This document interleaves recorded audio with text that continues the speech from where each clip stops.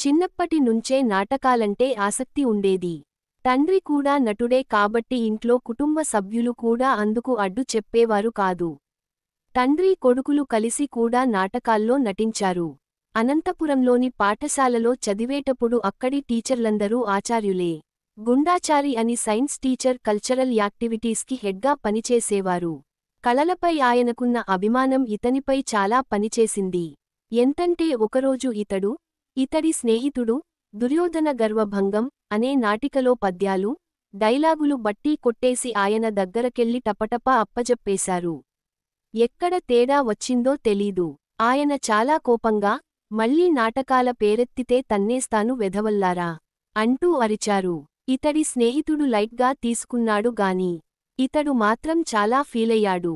3 రోజులు బెంగపెట్టుకున్నాడు. ఆ బాధ, కసి కారణంగానే నటనను వృత్తిగా స్వీకరించాలని నిర్ణయం తీసుకున్నాడు.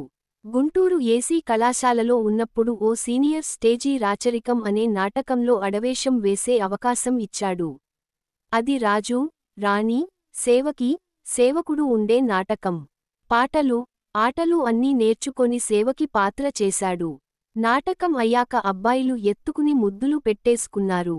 3-4 రోజుల తర్వాత నోటీసు బోర్డు చూస్తే, యూనివర్సిటీ ప్రకటించిన బహుమతుల్లో ఉత్తమ నటి జయప్రకాష్ రెడ్డి అని రాసి ఉంది. అప్పటి నుంచి నాటకాలు వేయించడమే ధ్యేయంగా పెట్టుకున్నాడు. ఉద్యోగంలో చేరాక కూడా నాటకాలను వదులుకోలేదు. ఉన్నతాధికారులు బాగా ప్రోత్సహించడంతో పలు పరిషత్తులు, సమాజాలతో కలిసి పనిచేసే అవకాశం దక్కింది. జై.పి. Theatre AP. పేరుతో ప్రతి సంవత్సరం తన తండ్రి పేరుమీద నల్లగొండలో నాటకోత్సవం జరిపేవారు. జై.పి. నెలనెలా నాటక సభ పేరిట ఓ సమాజాన్ని కూడా స్థాపించాడు.